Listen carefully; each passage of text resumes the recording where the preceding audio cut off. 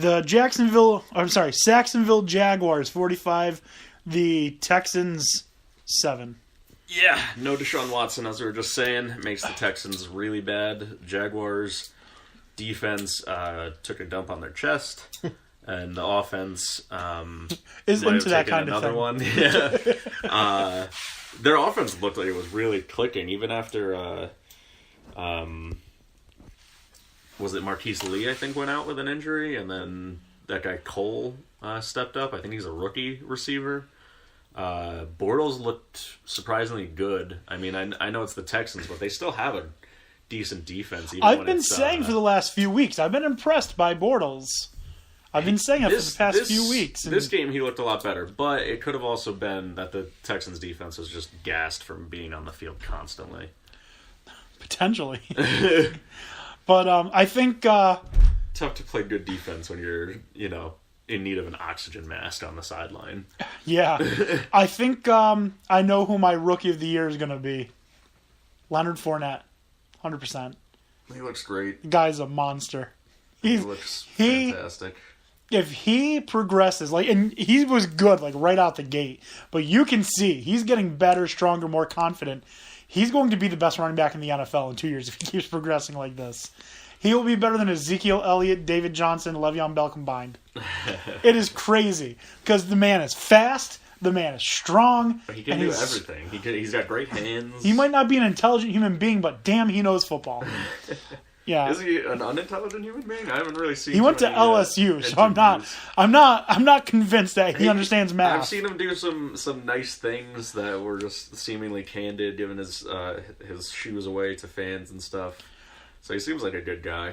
I haven't really heard him speak too much, so I don't know if he's just a classic football lunk, or if he's one of those smart guys that know football really well and then also have a PhD in mathematics, I don't know, some offensive lineman does.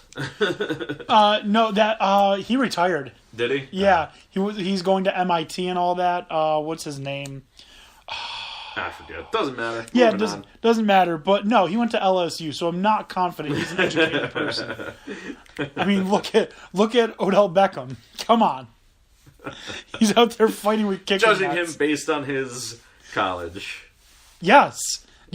Which is perfectly acceptable. Yes. Moving on. The Vikings 34, the Daytime Daltons 7. Yeah, Vikings, I think we've said is our NFC favorite. It looks like it's probably going to be them and the Rams because of the Wentz injury to the Eagles. The Eagles are still good and they're going to still fight, but those two are my favorite for the NFC Championship right now. Well, the thing that's going to work out the thing that's going to work out in the Eagles' favor is the Vikings and the Rams can't both have a bye because the Eagles locked one up. They did lock one? Yeah, they locked one up. Really? I didn't think they were that far ahead. Beating the Giants, yep. They locked one of the byes up. Oh, wow. So I don't think they've locked up home field advantage, but I think they've got the number 2 bye right now locked up.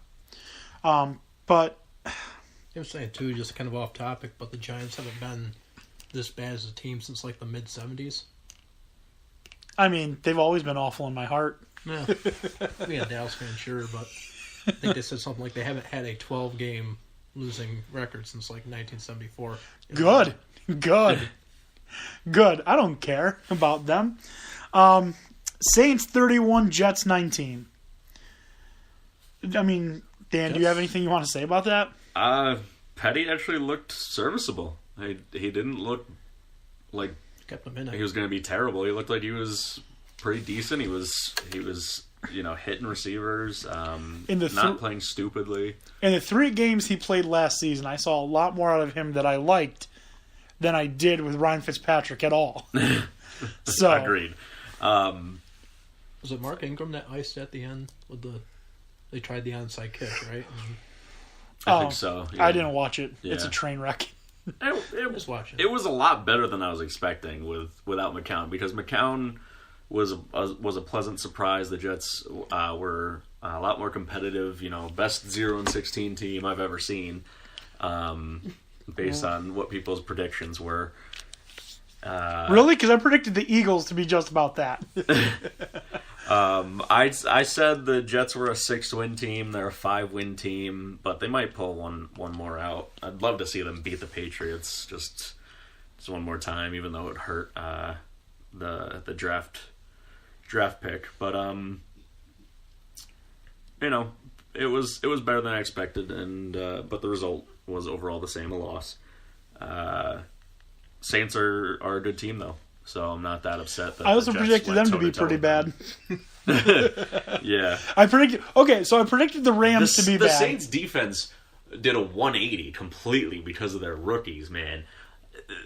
I predicted the Saints to be a middling team at best because I expected their defense to, even with their nice draft picks to take maybe a step, but to take a giant leap like they had compared to last season. I had them and the Panthers at 4-4 or 4-12. Oh man, I want to go back and look at the end of the regular season. We should go back and that is not a good idea. I want to do comparisons and see how we all fared. I can tell you right now, I predicted the Rams to go 2-14. See how off we were. Yeah, I had the Pats going like 14-2 or something. Yeah, I had the Raiders going 15-1 with their one loss coming at the end of the season. Yeah, I don't want to go back. Really quickly, I just want to change topics. On the television right now, if you gentlemen will turn your attention there. Oh, yeah, because they have the tiebreaker against the Rams. The Eagles do have the number one.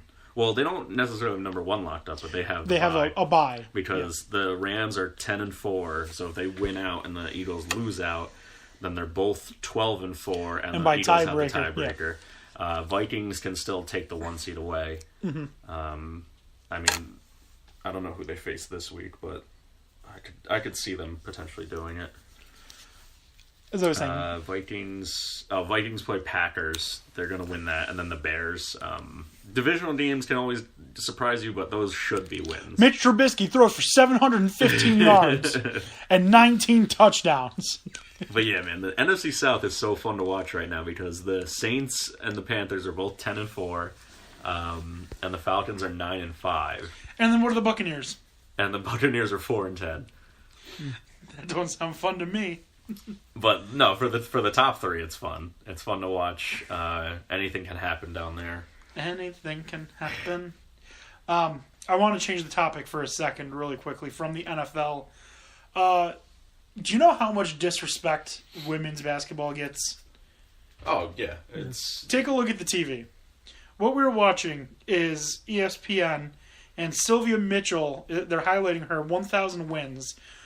I want you to take a look at the crowd at the game where she won her 1,000th game for the University of North Carolina. Do you see a single fan?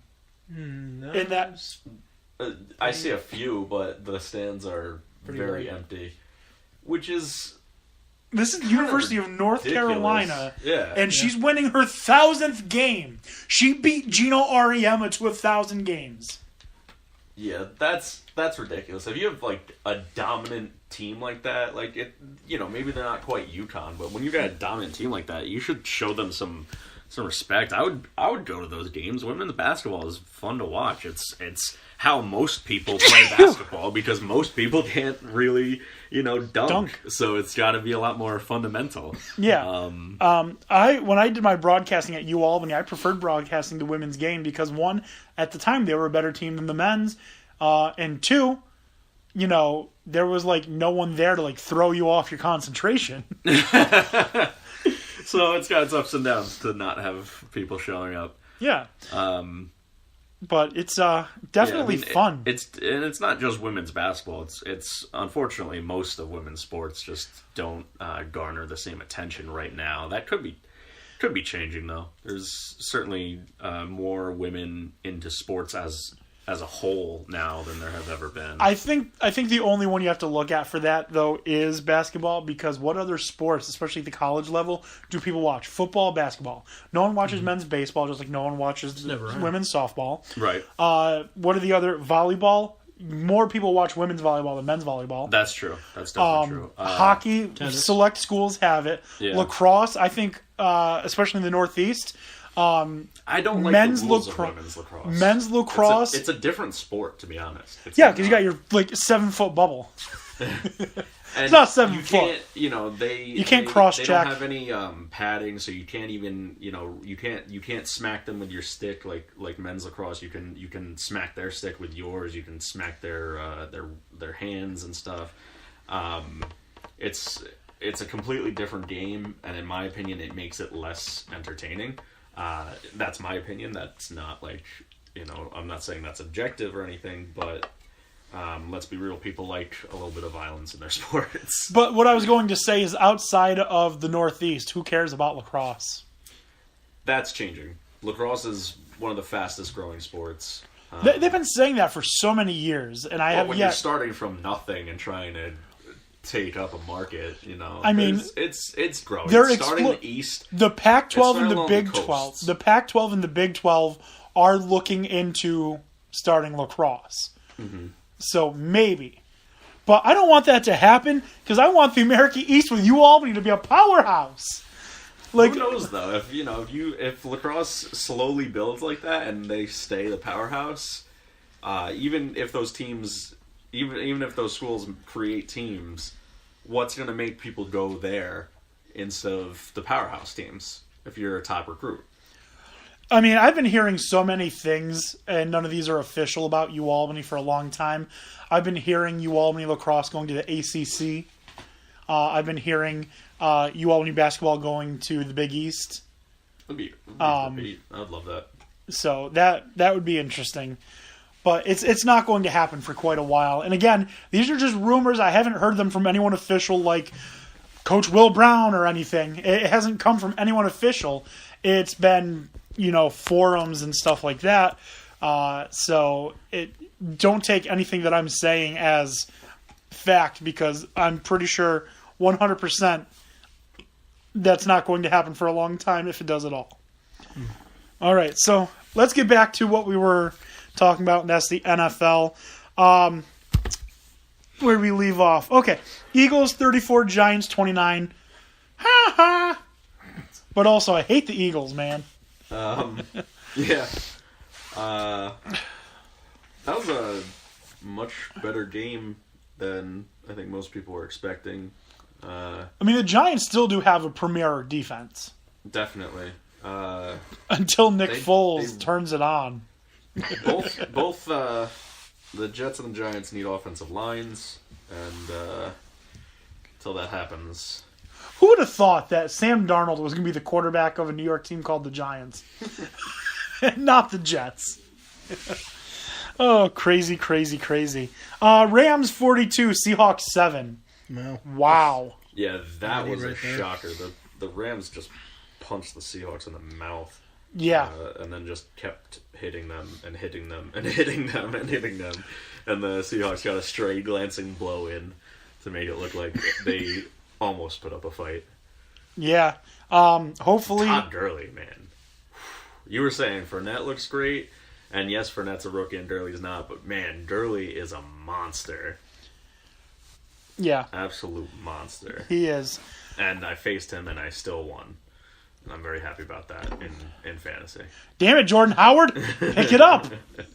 Luckily, I had Freeman to save me. 'Cause Some saving I was grace. down by 40 points Monday night, and I had Matt Ryan and Devontae Freeman, and they came together and got me 50. Julio Jones laid an egg. I remember one night in fantasy, I went to bed down 31 points, and I woke up and I saw that Carson Wentz got me 32 and a half. I was like, yes, yes.